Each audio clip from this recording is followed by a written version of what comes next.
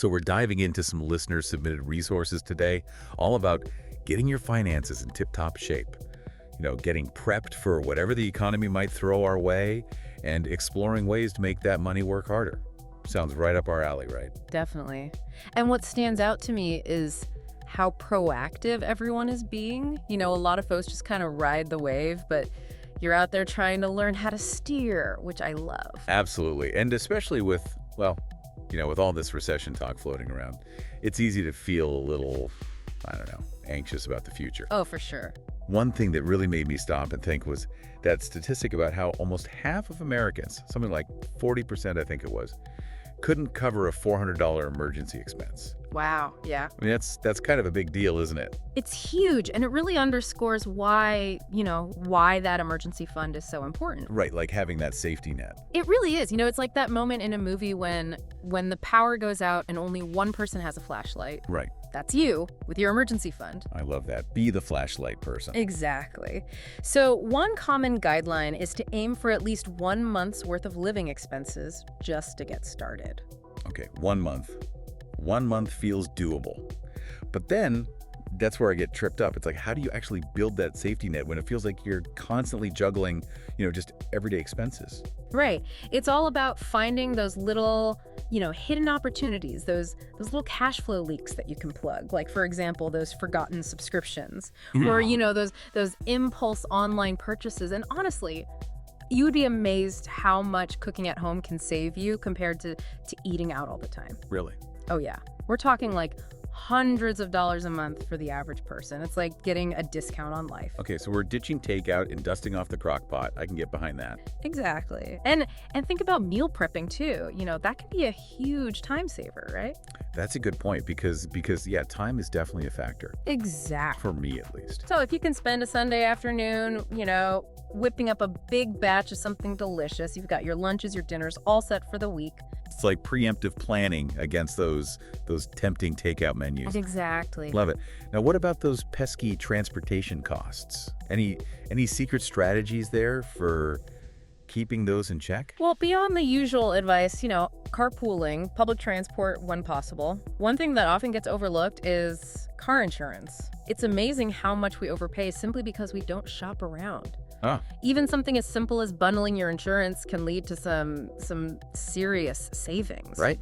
It might not be as exciting as finding a $20 bill in your pocket, but negotiating a lower rate, trust me, it can feel like a major win. Absolutely, like finding hidden treasure in your own budget. Exactly. Now let's talk about recessions, because I know you mentioned earlier that they're not all doom and gloom. Apparently, recessions can present some unique opportunities, which I found really interesting. It's true. It's all about how you look at it, right? While most people are hitting the brakes, so to speak, you have savvy investors out there who they recognize that market downturns, they can actually be a chance to buy stocks at a discount. Oh, interesting. Which can potentially lead to bigger returns in the long run. So ride out the dips and try not to panic. Exactly. Long-term thinking, that's the key. Of course, if you're looking for a smoother ride during a recession, government bonds are always worth considering. They are. Okay, can you explain why those are considered a safer bet, especially when things feel a little bit shaky? Sure. It all boils down to who's backing them up, and in this case, it's the government. Okay, right. That makes them inherently less volatile than the stock market, which can sometimes feel like a roller coaster. Yeah, for sure. Imagine, government bonds are like that sturdy, reliable minivan.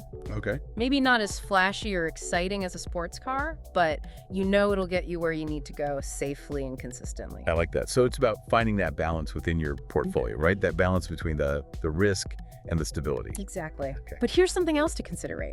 Recessions can actually be, they can kind of shake things up in a good way sometimes. You see new opportunities pop up in places you wouldn't expect. That's really interesting. Like what kind of opportunities are we talking about? Well, think about it. What are some industries that people depend on no matter what's happening in the economy? Okay, yeah. Essentials, right? Like healthcare. Exactly. Healthcare, online education, even things like home entertainment. Those industries actually tend to do well when people are spending more time at home. Right, makes sense. And that could mean new investment opportunities or even, maybe spark an idea for a side hustle or two. That's a really good point. Turning challenges into opportunities, right? Exactly. And speaking of side hustles, one stat that really jumped out from these materials is that over a third of the workforce is now engaged in some form of freelance or gig work. Wow. That's huge. It's like the side hustle has really become like the new normal, hasn't it? It really is. It's like we're redefining what work looks like, you know? It's not just about that traditional 9 to 5 anymore. It's about creating a work life that, I don't know, that fits your life, your goals, what you want to be doing. It's about taking control, right? And finding that flexibility. So how can people tap into this world of side hustles and passive income streams? What are some avenues they can explore? Well, the cool thing is it really is about finding that thing that you're passionate about and that could potentially, bring in some extra cash. Like if you're a creative person, I don't know if you dabble in design or anything, the creator economy is booming right now. Oh, tell me more about that. So there are platforms like Redbubble or Society6, and they make it so easy to sell your designs online. On like merchandise and things like that. Exactly. T-shirts, tote bags, you name it. You could have your art, out there in the world on actual products. I love that. That's so cool. Okay, that's for the artists out there. Exactly. What about, well, you mentioned earlier about, people staying home and maybe those home entertainment like industries benefiting from that. What about ebooks? Because I know self-publishing has become a really big deal. Oh, yeah. And I think I read in one of these articles that something like 25% of authors on Amazon's self-publishing platform are making over $1,000 a month. It's amazing. And it just goes to show that there really is an audience for everything, Yeah. You could write about your grandma's secret recipes, a history of, I don't know, vintage board games. Wait, are you suggesting I start a YouTube channel dedicated to vintage board games? Hey, why not? I mean, you clearly have the passion for it. I do love a good game of vintage Monopoly. There you go. Yeah. You could turn that passion into a side hustle. Mm-hmm. You share your love of the game, connect with fellow enthusiasts, and who knows, maybe even make a little money from ads or sponsorships. It's like turning my hobby into a business. Exactly. That's really cool. Okay, so we've got the creator economy, we've got self-publishing. What about this whole like sharing economy thing I keep hearing about? Yeah. Because that sounds intriguing. Right. So it's this idea of taking those things that, you already have and putting them to work for you. Like, let's say you have a spare room in your house. Okay, yeah. Airbnb. Have you ever considered that? I've definitely used Airbnb before. Never been a host. It's a great way to bring in some extra cash, or maybe you have a car that just kind of sits there most of the time. There are platforms for that too. Turo, for example. Oh, right, okay. You can rent out your car when you're not using it. So essentially all of these things that we already have could be potential income generators. We just haven't thought of them that way. Exactly. You're turning your possessions into money-making machines even while you sleep. I like the way you think. Okay, so we've covered a lot of ground with side hustles, passive income. Let's switch gears a bit and talk about putting that money to work through investing. Mm-hmm. And one thing that really stood out from these resources, that seems like a foundational concept, is this idea of diversification. Oh, absolutely. Don't put all your eggs in one basket. Right. But what's so interesting about the materials we're looking at today is that they encourage us to think beyond traditional stocks and bonds, and explore what they call alternative investments. Alternative investments. Okay. Yeah. What falls into that category? Well, remember we talked about emerging markets earlier, Right. Places like China, India. Right. Putting some of your investment dollars into those economies could be a way to tap into, their growth potential. So a little sprinkle of global diversification in there. Exactly. And then you have commodities. Gold, for instance, has always been a popular choice. It's seen as a hedge against inflation. Right. Gold. Yeah. I mean, it's almost like the classic safe haven, isn't it? Exactly. But here's where it gets really interesting. We're talking about things like art, fine wine, even vintage cars. Okay, so you're saying my love of trying new wines could actually be a good investment strategy. Well, I mean, you'd have to be, strategic about it, of course, but these assets, they often operate independently from the stock market, for example. Right. So they offer a different kind of diversification. It's like adding a little spice to your portfolio. Exactly. And it's not just about the potential return. It's also about, aligning your investments with your passions. Imagine if your portfolio reflected your love of art or classic cars. Now, that is investing with style. I like it. And, speaking of aligning investments with your values, we see this a lot with with ESG investing, that seems to be a really hot topic these days. It is, and for good reason. More and more people are realizing that they want their money to not just grow, but to actually make a positive impact. Right. So they're investing in companies that are prioritizing things like environmental sustainability, social responsibility. It was about putting your money where your values are, Right. right? Investing in companies that you believe in. What are some specific examples of industries that fall under that umbrella? Well, one that's really interesting right now is clean energy. As the world shifts away from fossil fuels, those companies are poised for huge growth. Right. Clean energy, it's the future. It makes sense. Exactly. Okay, so lots to think about when it comes to diversifying your portfolio. And remember, you don't have to do it all at once. Start with what you know, do your research. And don't be afraid to reach out to a financial advisor for guidance. That's a good point. It can feel really overwhelming when you're first starting out, but just take it one step at a time. Exactly. Now let's get into the nitty-gritty of investing. How do you actually make those smarter investment decisions? Okay. And one strategy that I found really intriguing from the material that you sent over was this idea of dollar cost averaging. Can you break that down for me? Because I'd heard the term before, but I wasn't really sure what it meant. Yeah, it's a great strategy, especially if you're, new to investing, or if you tend to get caught up in the ups and downs of the market. Oh, for sure, yeah. So basically, instead of trying to time the market perfectly, which, let's face it, even the pros have a hard time doing. It's impossible to time the market. Exactly. So with dollar cost averaging, you're investing a fixed amount of money at regular intervals. Okay. So let's say, every month, regardless of what the market is doing. So whether it's up or down, you're putting in the same amount. Exactly. And the beauty of that is you naturally end up buying more shares when prices are low.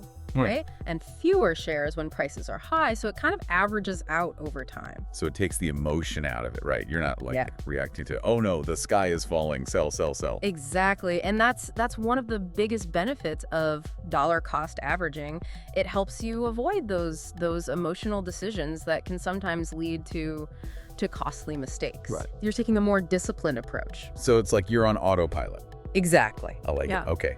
Any other sort of investing gems that you glean from these resources? Well, this one is often overlooked, but it's so important, and that is the magic of compound interest. Compound interest, the eighth wonder of the world. It really is. It's like the snowball effect, right? Where your money earns interest on your interest. And the earlier you start, the more time it has to work its magic. It's all about time in the market. Right? Exactly. Even small amounts invested consistently over time can grow into something really significant. I totally believe that, yes. So, it's like planting a tree. The best time to plant a tree was 20 years ago, but the second best time is today.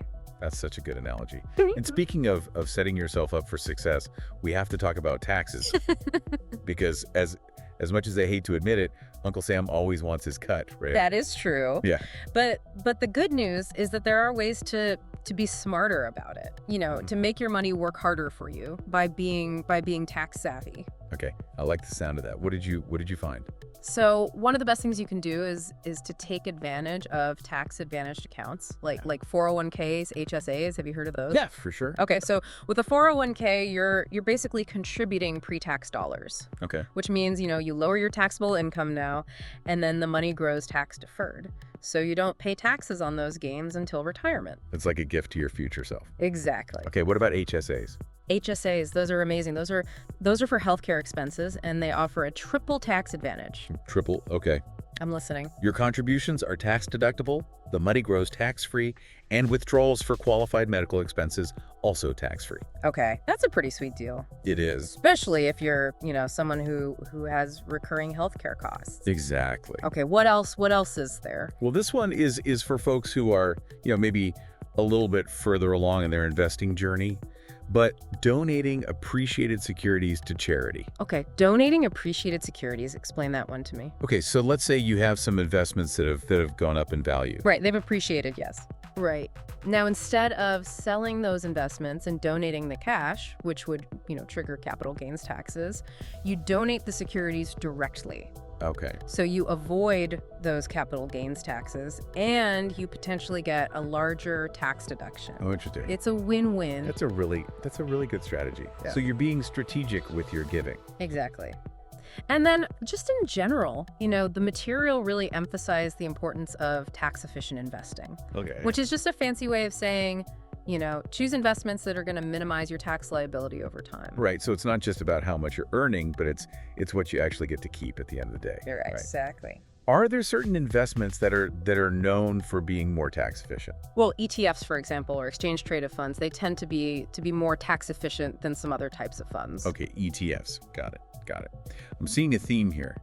Smart investing is about, yes, making smart choices, but also being aware of those kind of often overlooked details, like taxes, for example. Exactly. It's about optimizing, every aspect of your financial journey. And remember, it's a marathon, not a sprint. Right. It's not about getting rich quick. Exactly. It's about making those consistent decisions over time that will, ultimately get you to where you want to be. Exactly. Patience, consistency, have a plan. Okay, and on that note, I want to bring back El Chamo del Polarizado because his story, it's so inspiring. This guy, he's a car customization wizard in Colombia, attracting clients all the way from the US. It's amazing. It's incredible. And what I love about his story is it's not just about, providing a great product or service. It's about the entire experience. And the customer service. Exactly. He goes above and beyond, sending personalized sketches through WhatsApp, video updates, even sharing a bit of Colombian music with his clients. I love that. It's those little touches that make all the difference. It's about building a relationship. Right? And creating that sense of trust, even in a global marketplace where you might not, meet these people face to face. Exactly. It's really amazing. And I was also reading about his plans to franchise his business, which is really ambitious, but also really smart. Because it seems like he's very aware of the challenges of scaling a business while maintaining that level of quality and customer service. Right. It would be so easy to, just kind of slap his name on something and call it a day, but he's not doing that. He's really intentional about replicating that same level of craftsmanship. And what I thought was super cool, they were talking about how he's actually using virtual reality for training. Wow. For the people who are going to be part of his franchise. It's incredible. So he's really leveraging technology in such an innovative way. That's amazing. So it's really inspiring to see someone who is not only, incredibly talented, but also so strategic about how they're growing their business. It's proof that, with hard work and passion and the right mindset, anything is possible. Exactly. Okay, so we've talked about side hustles, investing, but now I want to dive into a topic that seems to generate a lot of buzz, but also some confusion. Mm-hmm. Binary options. Okay. Have you ever dabbled in binary options? I've definitely looked into it, done some research. It's definitely an area that can be a little bit, I don't know, intimidating for some people just because it's so different from traditional investing. Right. It seems very fast-paced. It is. So break it down for me. What are binary options? All right. So at their core, binary options, they're kind of like a simplified way of betting on the financial markets. Okay. You're basically predicting whether the price of an asset, so that could be a stock, a currency, a commodity, you're predicting whether it's going to go up or down. So it's like a yes or no, up or down. Exactly. Within a specific time frame. So you're not buying or selling the asset itself. You're betting on the direction of the price movement. Okay. And I think what makes it unique is that it's a fixed payout, right? Exactly. So you either win a certain amount or you lose your entire investment. Exactly. It's a high risk, high reward kind of scenario. Okay. So definitely not for the faint of heart. Right. So how does it actually work? If someone wanted to dip their toes into the world of binary options trading, what would they do? Okay, so first you choose your asset. Like we said, that could be anything: Apple stock, the euro-dollar exchange rate, gold. Okay, so you pick your player in the market game. Exactly. Then you make your prediction. Do you think the price of that asset is going to go up or down within a certain time frame? And that time frame could be as short as 60 seconds. 60 seconds. 60 seconds. Or it could be, days, weeks, even months. Oh, wow. Okay, so the time frame is part of it too. Exactly. So once you've made your prediction, you choose your expiry time. That's the point at which your prediction is evaluated. Okay. So let's say, I don't know, the price of coffee. Let's say I think the price of coffee is going to go up in the next hour because everyone needs their caffeine fix. So my expiry time would be an hour from now. Exactly. And if the price of coffee is higher than the strike price, which is the price you bought the option at, When that hour is up, you win. Okay, and you get a predetermined payout, right? Exactly. But if the price of coffee goes down, then I lose everything. Then, unfortunately, yes, you lose your initial investment. There's no middle ground with binary options. It's all or nothing. Exactly. High stakes. Now, you mentioned that you can trade binary options on various assets like stocks, currencies, even, commodities like our coffee example. What are some other options that people trade? Sure. So indices are really popular. Okay. So those are like baskets of stocks that track a specific market sector. So think like the S&P 500 or the NASDAQ 100. Okay, so you're betting on the performance of a group of companies, essentially. Exactly. And then you have the more specialized options, like what are called touch options and range options. Okay.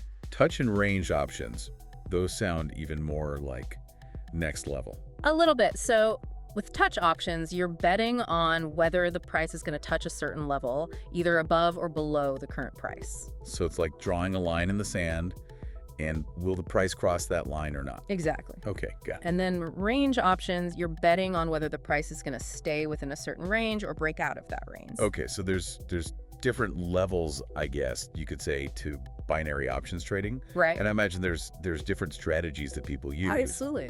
to navigate these trades. What are some common strategies? Well, a lot of people start with trend following, which is basically, looking for an established trend in the market. So let's say gold has been on an upswing. You might place a trade that aligns with that existing trend. So you're riding the wave. Exactly. Then you have news trading, which is, keeping up with economic news and events and trying to anticipate how those might affect the markets. So if a company announces a new product and you think their stock price is going to go up, that would be news trading. Exactly. Okay, got it.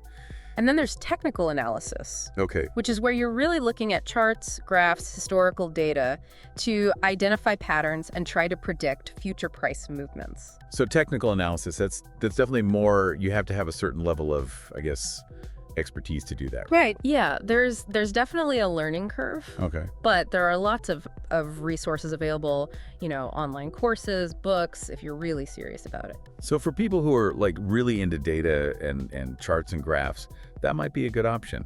Now, we've talked about the potential rewards, but let's be real, there's risks involved, right? Yeah. You mentioned earlier that binary options can be risky. What are some of the, the red flags or the things that people should be aware of before they dive headfirst into this world? Yeah. Well, I mean, the biggest risk, and this is true with any kind of investing, but especially with binary options, is the potential for loss. Right. Because remember, it's all or nothing. Right. So if your prediction is wrong, you lose your entire investment. So never invest more than you can afford to lose. Exactly. And then because the binary options market is relatively unregulated compared to other financial markets, there is a higher risk of encountering scams or fraudulent brokers. Okay, so that's something to be really, really cautious about. How can people protect themselves from those kinds of scams? Do your research. Don't just jump in with the first broker that you find online. Right. Look for licenses, read reviews, check their background. If something feels off, it probably is. Trust your gut. Exactly. And then another risk, and this might not be as obvious, but it's really important to be aware of the potential for addiction because it's so fast-paced, right? And you can get those quick wins, but you can also get those quick losses. Right. It can trigger those addictive tendencies in some people. So it's important to have boundaries. Right, exactly. Set limits for yourself, both financially, how much you're willing to risk, but also, how much time you're spending. Yeah. Don't let it consume you. Right. Don't let it take over your life. Yeah. Okay, so we've got the what, the how, the potential pitfalls.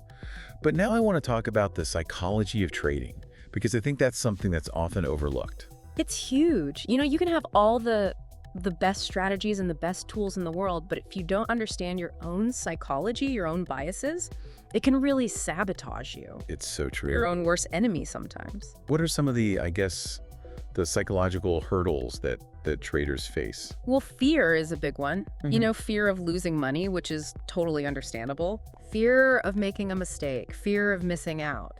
And those fears, they can lead us to make irrational decisions. Yeah, absolutely. So how do you overcome that fear? Well, having a plan is huge, like a trading plan, so that you're not just making decisions on the fly based on how you're feeling in the moment.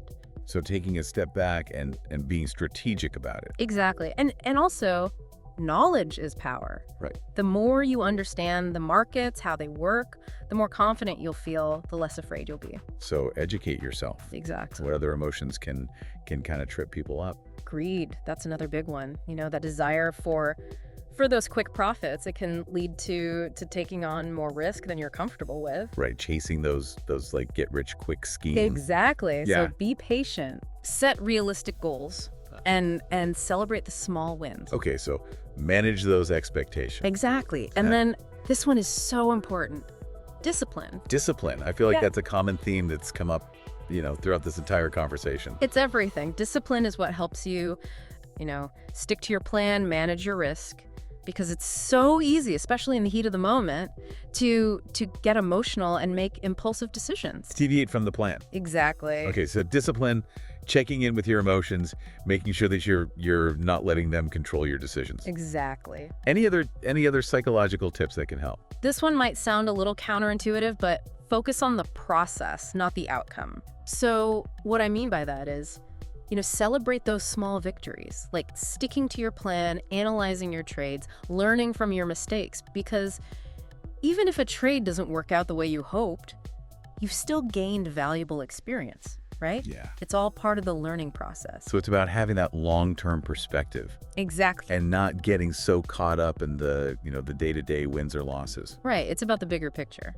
And, speaking of long-term perspective, it makes me think about the importance of investing in ourselves, which is something that we talk about a lot on this show. It's so important. And it's not always about, the financial aspect of it, Yeah. but just in general, why is it so important to invest in ourselves? Because at the end of the day, you are your most valuable asset. Right. It's your knowledge, your skills, your experiences. And those are things that nobody can ever take away from you.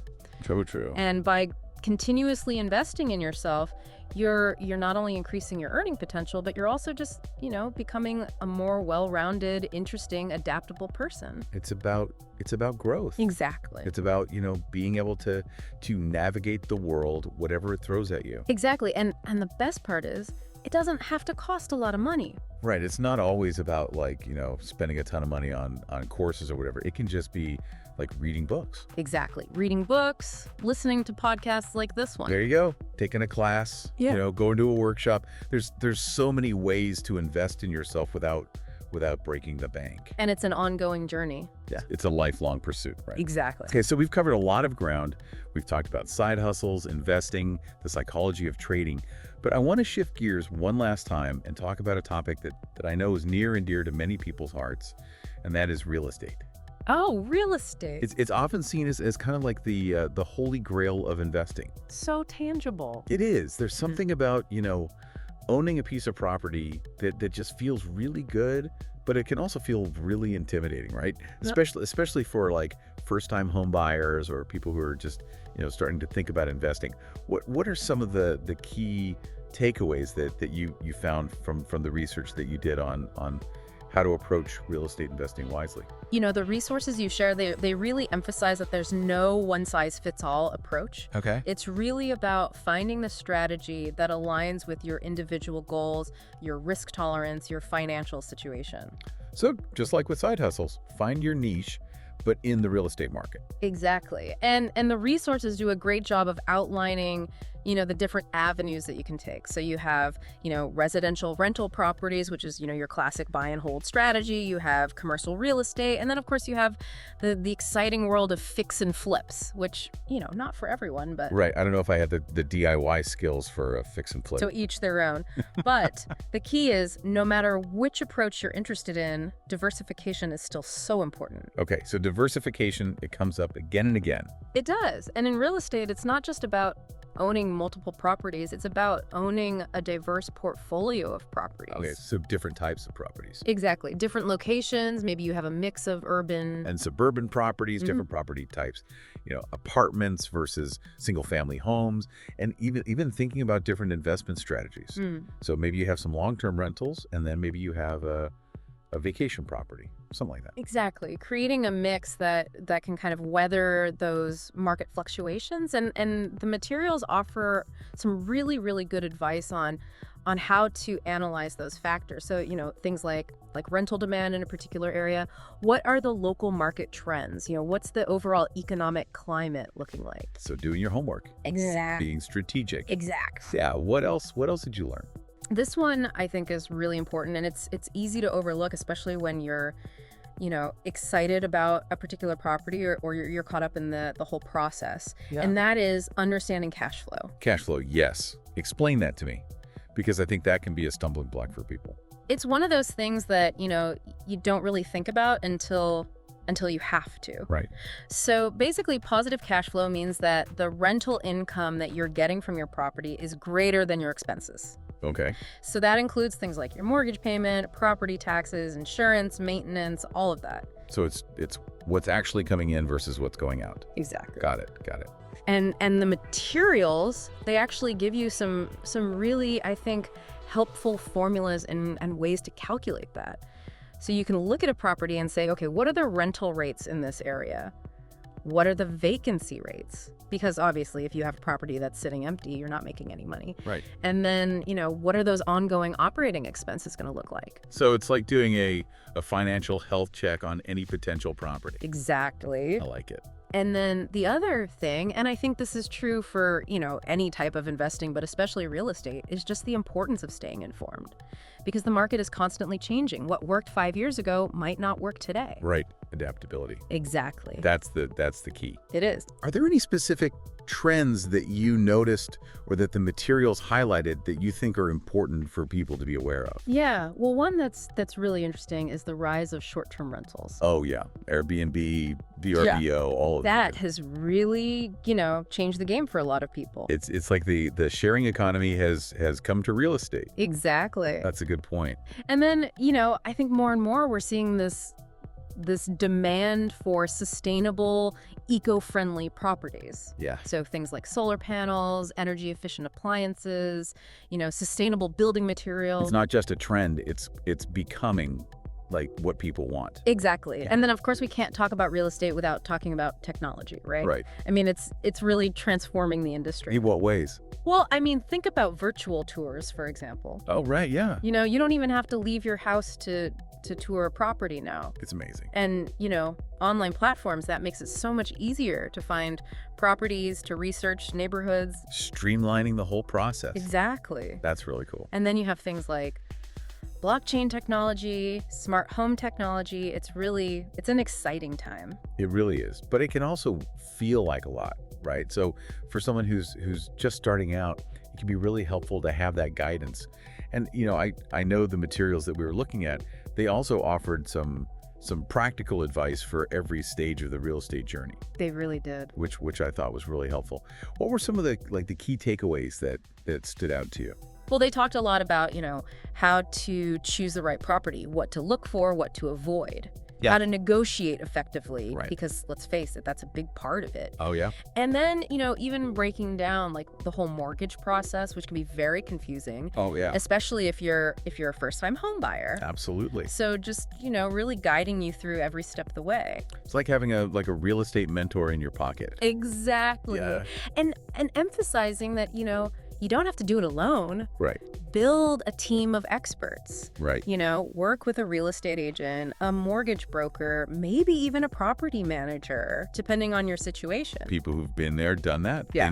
They know the ins and outs. Exactly. Okay, so much good information. We've covered so much ground today.